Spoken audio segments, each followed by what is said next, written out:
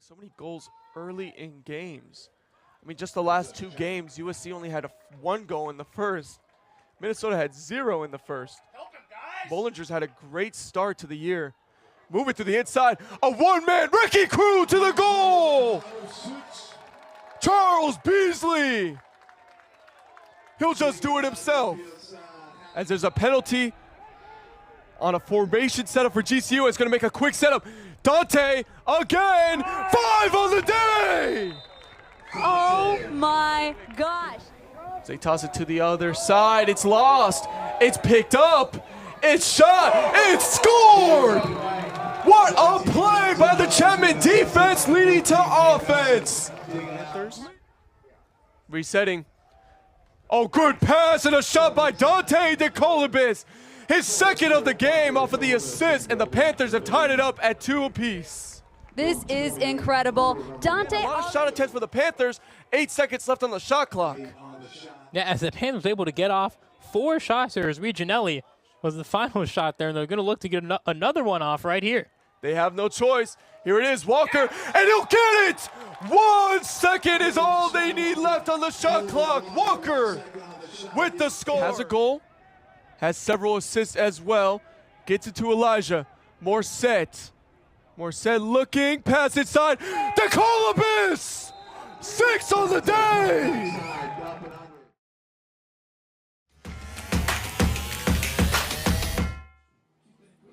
Welcome to the battle under the Tempest sky as the Chapman Panthers will be taking on the Grand Canyon University Antelopes here on Wilson Field. It's going to be a big matchup for the Chapman Panthers and Grand Canyon with 2 teams that have a lot to prove. We want to welcome you guys into the studio. I'm Alejandro Flores here with Lindsey Johnson. Lindsey, how do you feel about today's game? I am so a challenging game here for both teams. We did mention that the rain would play a factor. Dante DeColibus passing behind. Move inside, shot from way down to Morset, and he accidentally hits Kevin off of the back of the goal. Shot out of control, and another stop for GCU, again, just staying within 1, preventing the Panthers from scoring very early. Oh my gosh, you don't want to injure any of our incredible key players here, but yeah, a bit of a little mishap down there. A lot of hits right now for GCU. Again, they're still looking for their first shot on goal. Lawrence Camden has been a factor right now for the Chapman Panthers. A lot of stoppages, forced turnovers, ground balls picked up for the Panthers. Now a couple sub-ins coming in for the Antelopes. Wild pass inside, ground ball, what a pickup it is! GCU on the board. What a shot off of the quick ground ball pickup by Liam Reed. And that was incredible. That was incredible. They were able to sneak it in right there. And, you know, yeah, the defensive players of Chapman have been doing great so far this game, but they were able to find their hole in the defensive front and, yeah, just make it right in the goal. Found their hole and made that connection. Only a matter of time. Liam Reed, the junior from Glendale, Arizona, so a local kid for GCU. He has 17 points on the year, now 18 with a listed 3.4 points per game. There's a hookup now with the sticks. So they have to check, as they have to take the sticks off of the field again to make sure that they can try to separate them. It goes to GCU's possession, so they win the face-off. It's a big gain for them. The amount of stick issues in this game is very interesting so far. Yeah, I know like in one of the past women's lacrosse ones, we've seen how a ball was just caught in a stick. But, you know, this has been interesting. Sticks being intertwined, I don't know. Nick Mipps now with it, and that's going to be a loss of possession for GCU. Another turnover for the Antelopes. Bollinger's going to reset it up at the top. And here come the Panthers moving in transition.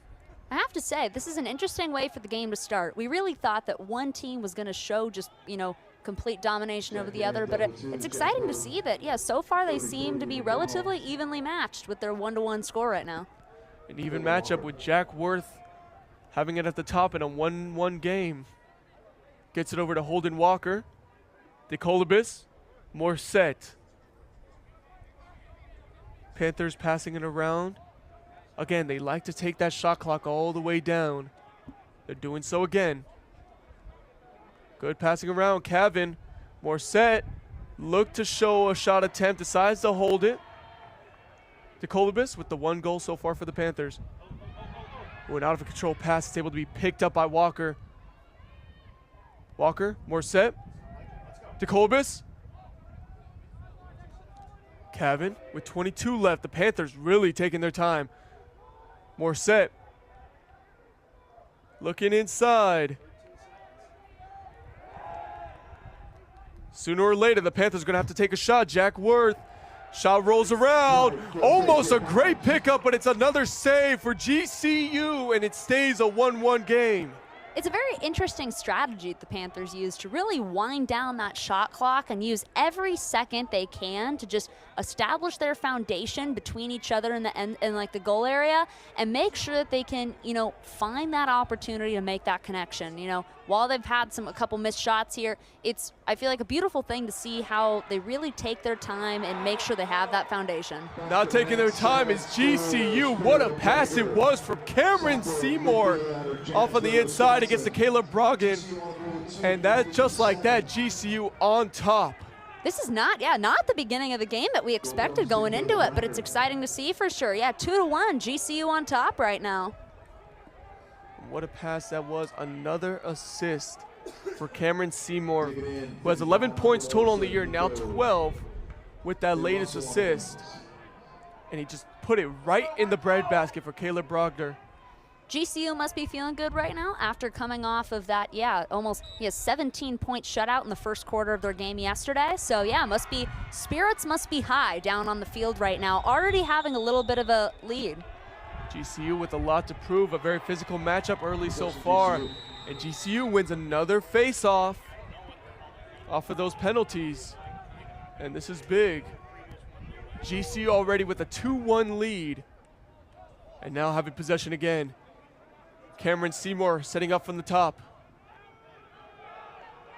As we mentioned for Cameron Seymour, great offensive facilitator for GCU. This time he tries to take it himself. That's going to bounce straight off of the post and go out of bounds. It stays GCU's possession as the closest man to it was Grant Warren. That was a crazy ball in the air. Oh my gosh.